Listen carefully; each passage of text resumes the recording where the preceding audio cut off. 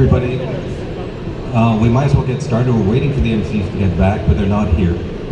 So we'll just go ahead a little bit and they can catch up when they come back. There he is. I had that much before. I get you to do something meant to say, but I got to put up with it. I don't know. Yeah, check. Hey guys, how's it going out there, Hamilton Comic Con? Woo! Okay, so right now we are at the 75 years of Canadian comics, guys. Thanks for coming out and checking out. They've got their own little presentation, but at the end, if you have any questions, I'll field them and we can go from there. So, first of all, I'm going to introduce our first guest. Is Ivan Kokmerek, everyone. Retired high school teacher, researching his book on the Canadian Whites comics published in Canada, started in 1941, guys. Next is Vince Marchesano. I'm from Stony Creek. Marchesano, sorry, Vince. I'm from Stony Creek and I couldn't even do it. You know, all Italian. No, we're fake Italians in Stony Creek. Don't worry, we're white bread wops down there. So, anyways, and finally we've got Art Cooper, everybody. Hamilton artist involved in early Fan America. So they're gonna have a little presentation for you guys, and we'll be back in a bit. Okay, let's get going on this. What we are is three old Hamilton boys who are doing this kind of stuff, fandom, whatever it was, comic fandom, 50 years ago, back in the mid-60s, back before there was any cosplay, any of this stuff with toys and all that stuff. It was just comics, even before the first Comic-Con in Canada. We were out there promoting comics, collecting them, and they actually produced fanzines in the 60s here in Hamilton. So what we'll do in this short talk about the 75 years of comics is emphasize the Hamilton connection to all of this, so you guys can relate to it.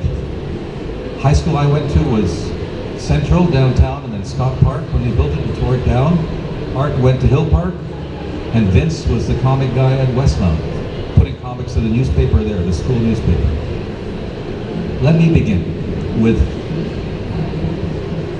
all this stuff is probably stuff that people don't know about. We hope they begin caring about it, but they don't know about it yet. The first thing I want to talk about is the old Canadian Golden Age comic books from the Second World War. Nobody knows about those. This is what they look like. At the start of the Second World War, Canada entered about a week after England did. And then in 1940, in December of 1940, they had to ban the import of comic books from the States because they considered them to be non-essential products that didn't help the war effort. So they banned comic books and pulps. And in December of 1940, no comic books on the stands at all. There used to be Superman or Action 1 was on the stands back in 38, Batman 1, 39, but in December 1940, comic books disappeared from the stands. So early in 1941, 4 Canadian publishers started making their own comic books. And this is one example of it. The way they were different was inside, they were just black and white. So they earned the nickname Canadian Whites. And from 1941 to 46, they produced about 750 different issues of these. Now they're super hard to find. They become really collectible and really rare, and people are finding out about them. They were produced by Canadians, published in Canada, and are really Canada's own comic books for that 6-year period. I want to mention 3 of the artists from that period that had Hamilton connections, just in this short talk. One is, well, have you seen those TV commercials for Alexanians rugs? Everybody's seen those, right? That strange woman comes on in her pantsuit and starts talking about stuff you have to buy to make your house stylish. Flooring. The son of the founder of that, Aram Alexanian, who took over from his dad when he died in 1960, was one of these comic book artists when he was 15 and 16. And he kept that love of comic books his whole life, even when he was president of Alexanian Rugs. His store was right across the street from the Silver Snail in the 80s. And he used to walk over to the Silver Snail and have lunch there across King Street from his store and talk about comics. He went to Comic-Cons, met Will Eisner, one of his heroes, and had a great comic book collection and drew comic books right up till the day he died, even though he ran this business, because he had that start. He was one of the artists in these comic books. Another one is Edmund Good, who was born in Maine, but came to Canada when he was about 10 and grew up in Hamilton. He lived out on Paisley Avenue, went to Westdale School, taught art classes at night at Westdale School and down in the public library before it became the silly court building when it was still a public library here in Hamilton. And he met his wife there and married her. And he drew. He was one of the big cover artists for these old Canadian whites. And the last guy I want to mention is a fellow called Harry Brunt, who lived up on the mountain and did sports cartoons for the Spectator, but he drew a whole bunch of stories. His son is Stephen Brunt, who's a famous hockey writer and Globe Mail sports columnist. And I got to interview Stephen Brunt about his dad for the book I'm doing. So there are three artists that grew up in Hamilton, lived in Hamilton, and drew comics for these old Canadian whites, which are so rare. That's the very first age of comic books. Canada next year is 150 years old. And we've had comic books now since 1941, 75 of those years, half that time. And nobody knows that. So this is before we even had our flag. At the time, Newfoundland wasn't even part of our country. But we had comic books. Once the war ended, the American comic books came back. They rescinded this act. The American comic books poured back in, and these old Canadian comic books disappeared. But shortly after that, Canada came up with a new act to stop American comic books from coming in because Canadian dollar was still low, and they wanted to strengthen it. They didn't want the money going to the States. This time, when they stopped the American books from coming in, they said, okay, but we allow your plates and your drawings to come in, and you guys can reprint the comic books here in Canada, but they have to be reprinted in Canada. They can't be brought in from the States. So the American publishers started shipping up their plates to Canada, and from the period from about 1947, 40 to 56, the comics we made in Canada were mainly reprints of American comics, sometimes missing a story, sometimes with something else for another book mixed up. But after 1947 to 56, it was the reprint period, where comics were mainly reprinted in Canada. These are still rare and still collectible. From 56 to about 1970, the first part of it was simply the only Canadian comic books you could find were government giveaways: stop cancer, stop smoking, prevent forest fires. And we used to get these at school handed out to us. But, and here I want to hand it over to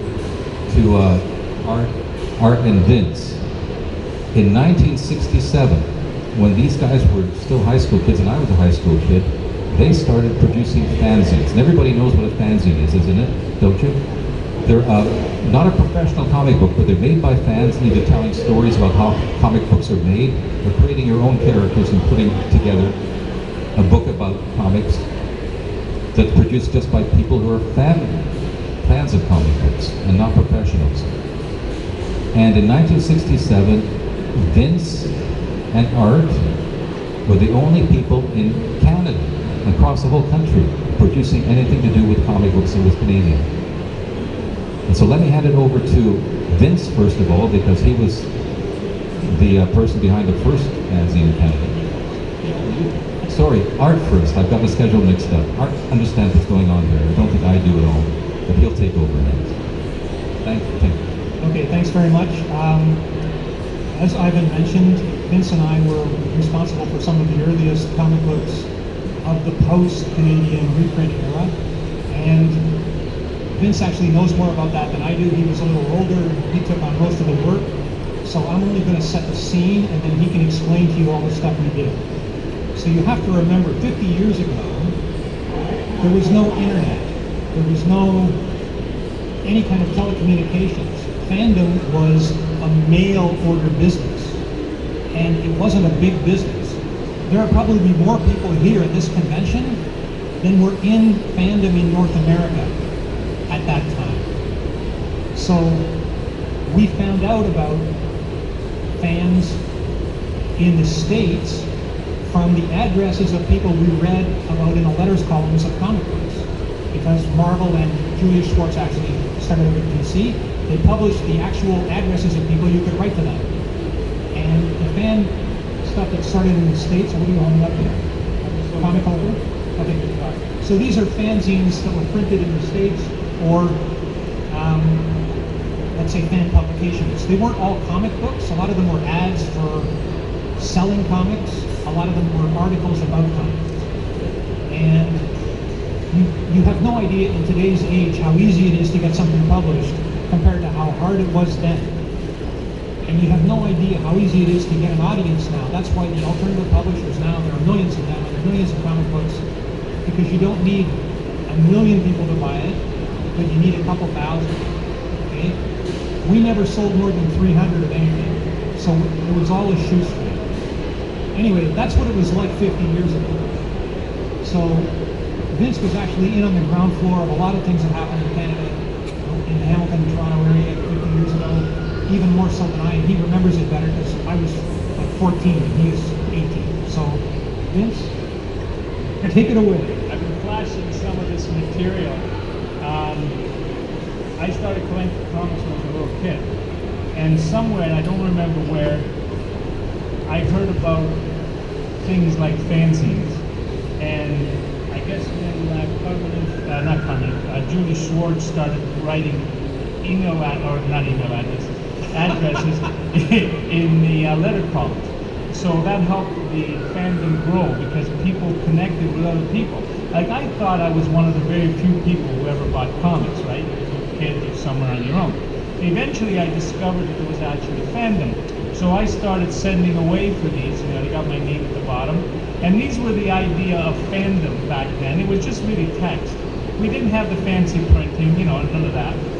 So after a little while, I thought, well, how about doing something that they're doing in the States? I heard about these fanzines, got some. They looked, you know, they were pretty plain. Over the years, they became fancier, but most of them were just things like this. Nothing fancy. So I was lucky to get to, I was doing the school newspaper, so I learned a lot about printing, and we came up, Kerry Edwards and myself, we decided to put out the first fanzine. This is actually #2 Comic Canada. If you want to see Comic Canada #1, grab a copy of Invaders of the North, which is all about Canadian comics. You'll see my first cover that I've ever done for a fanzine. It's one of the Black Terror. And they asked permission to reprint it, and it was done. And the books were this size, okay, in most cases. And I started advertising in things like Rocket Blast Comic Collector. This magazine here pretty well helped create most of fandom, because all it was really just pages and pages of people selling comics.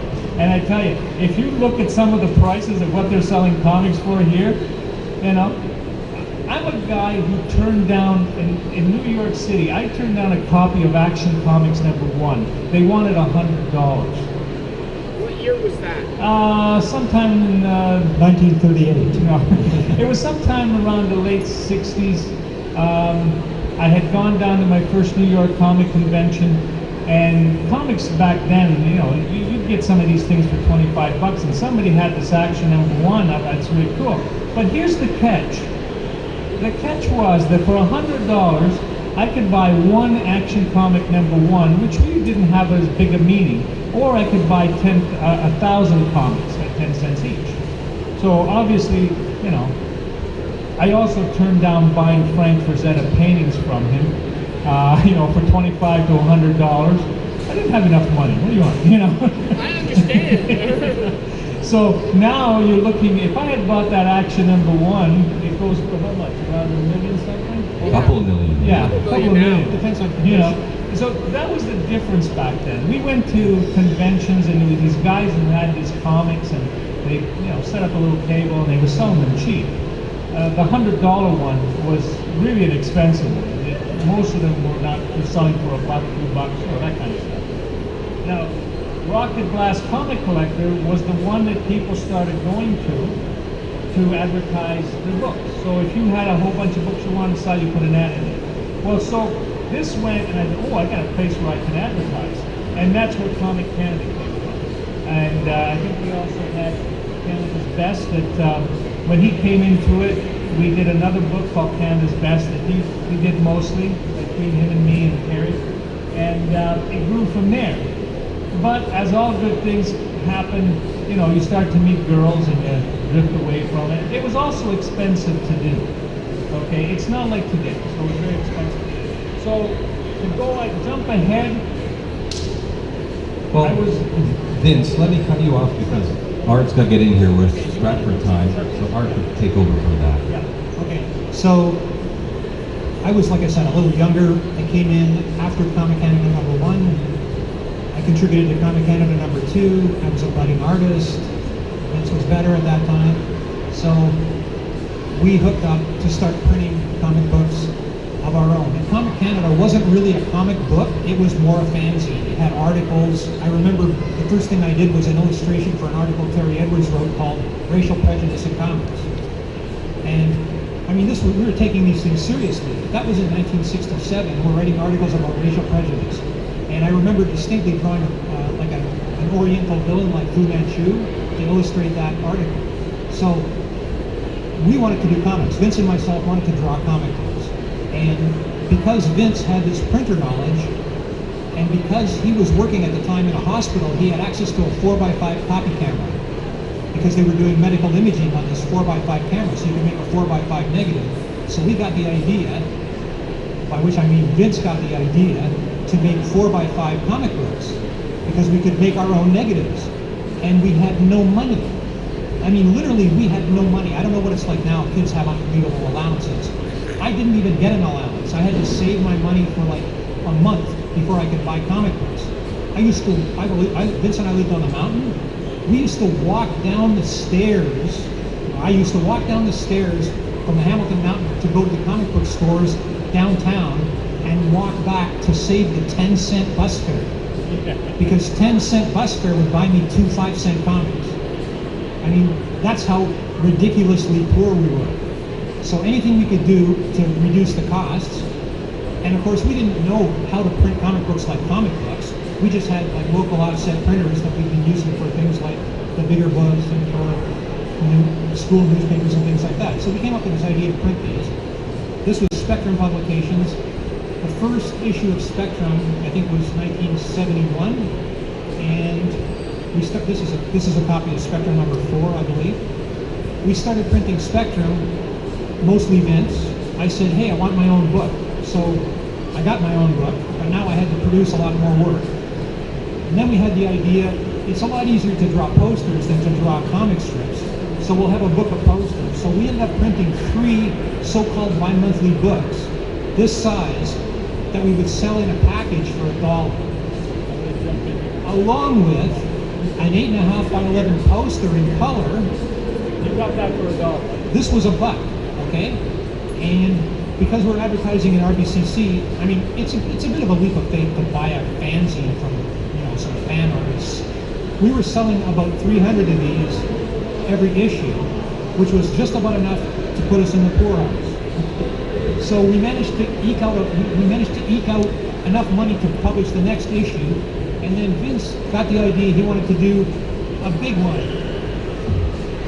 for which we had to pay for the negatives and pay for the plates and blah, blah, blah. So imagine this is equivalent to about 6 of these. We went broke immediately. So Spectrum #7 was the last issue. Yeah, that was the last issue. And Klaus Janson did the back cover. Who remembers Klaus Janson? He's an intern, yeah. No, well, that's another interesting thing. A lot of the professional artists from the 80s and 90s were fan artists in the 70s. Now, we weren't lucky enough to do that, or smart enough, or had enough stick-to-itiveness, or whatever. But a lot of the guys that we know ended up being professionals. And so, yeah, one of the things, like, we've had guys like Bernie Wrightson and all these. I'm infamous for turning down John Burns, okay? well, infamous, he turned out to be a dick guy. It was like years later he appears, and I realized I turned down John Burns. The great thing about these, not only were they cheap to produce, but it opened up a lot of doors. This is how I met Jim Steranko, because he keeps these things on his, he kept them on his coffee table. And a lot of people, they weren't bulky like this, so a lot of artists that I got to meet were all collectors of these things. And, you know, it opened so many doors. Well, they're unique, Yeah. because everybody else was publishing this stuff, right? Yeah. So it was cheap, but it also opened up a lot of doors. And keeping in mind that today, what Art and I did was way more expensive than this today. Like, you know, this might have cost $1, but believe me, it took a lot more than $1 to produce sometimes. Well, whereas you see these big posters now for $10, and the machines and everything, and you can produce these a lot cheaper. Okay, so let's get back to the Hamilton connection. Vince and Terry Edwards, who unfortunately, we've lost track of Terry, but Terry was really one of the first guys to do this stuff with Vince. And I came along like issue number 2. By the way, if you have any questions or anything, especially the younger people in the audience, we love questions. So we're going to try and end a little bit early so you have time for questions. But Terry Edwards and Vince put on the first comic book convention in Canada as far as we know. In 1967 in Hamilton in an attic off of King Street. And I was there because I was the only one who could run the movie projector. We showed the Phantom of the Opera, the original 1925 version. Is silent, obviously. We also, in addition to being, I guess, the first comic fanzine publisher for Comic Canada, there was a guy from Toronto named Captain George Henderson who was very famous, had a store, Memory Lane, published a lot of stuff. The year after the Hamilton convention, he put on the first, let's say, big-scale convention in Toronto, 1968, and he had Stan Lee at it. And because at the time, there were none of these. I mean, the U.S. ones were there, but not, you know, not ones from Canada. So Stan Lee came to this comic book convention, and I met him. We talked about stuff. Vince apparently interviewed him. So, you know, we didn't know it, but we were really in on the ground floor of this stuff. And the other thing that happened was Sheridan College in Oakville had a cartooning course. Both Vince and I went, and we met a bunch of people there that expanded the whole Canadian comic book thing. So, for example, James Whaley, who is usually on the panel with us but couldn't be here today, published a comic magazine called Orb Magazine, which was the first professional comic book since the 1950s. And it ran, I think, 6 or 7 issues. Vince and I both contributed to that. But that was mostly with guys from the Sheridan College cartooning class, plus some other guys that we knew. And Ron Castman, who's also one of our sometimes panelists, was instrumental in putting on Cosmicon in 1972, which was the first really big comic book convention where we got all kinds of people from New York, and where we met a lot of guys, like Vince was talking about Bernie Wright and those guys. I mean, Jeff Jones was there before he was after Jones. There's lots of stories about Neil those Adams. conventions. We don't have enough time. Howie Chapin. Well, no, we're not going to go through them, but in principle, all of this stuff happened starting from the Hamilton fan experience. And, you know, it does, when you look back on it, at the time that we were doing it, we had no idea, because we were kids. We were just trying to do stuff that we could do. But now, it's actually kind of historical. So, you know, anyway, that's probably... Does anybody have any questions quickly? By the way, for kids in the audience, if you ask a question, I will be happy to give you something. Well, because Ivan is doing a book on the Canadian Whites, I'm doing some drawings for his Kickstarter campaign of some of the old Canadian White heroes. And I have some copies of pencils here, so if you ask a question, I'll be happy to give you an autographed copy of one of these drawings. And in fact, there aren't only about 4 kids here, so adults too. So somebody ask a question. You look like a kid with a question. Go ahead, I'm thinking. He's thinking of one. There's a question over there. Come on. Sorry, all that noise is kind of hard. How long does it take to draw? How long does it take to draw and how many people? Okay, at the time that we were doing this, So How long does it take to draw, and how many people work on one comic? Okay, the way we were doing it is different than the way Marvel does it. Okay, we were writing and drawing and lettering and inking our own comics. Sometimes if we got stuck for a deadline or something, Vince would ink one of my drawings or I did one of his drawings. I was faster, he was more detailed. So I could do about 2 pages a day, finish. But, well, and the other thing too is, okay, you can't see this, but this is a wash cover that Vince did. He did these amazing washes that look like photographs. I'm sure those took longer. Those took a long time. But they're beautiful, okay? And most of our covers ended up being these wash covers. So we had that going for us also. Anyway, but the way Marvel does it is, of course, one guy writes it, one guy draws it, one guy inks it, one guy letters it, one other guy colors it, and depending on how fast, Jack Kirby, probably one of the fastest guys, could theoretically do 5 or 6 pages a day, pencils, but he's a one-off genius. You thinking of putting out your own comic? Keep in mind that we really didn't know, in most cases, how these things were produced. Okay, so Until we went to share it. yeah, and in most cases we learned through these different fanzines. But even they, a lot of them didn't really know the production part of it. So it's, you know, in time we slowly learn. You have more resources now. You know. One more question before we wrap up. Okay, before that, Nitro or the Brain? Yes. Did writing or making comics interfere with school? Never. No, yes, actually, to be honest with you, it was supposed to be my last year, and I got too busy with my comics.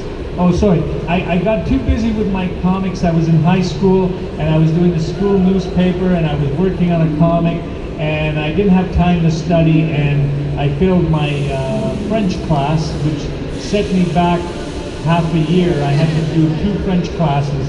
So yeah, sometimes that kind of stuff happens. It's a lot easier nowadays to fit both in because it isn't done the same way. But yeah, I don't think you ever did, though. No, but I was an A student. This Yeah. was scraping by on, B's and C's.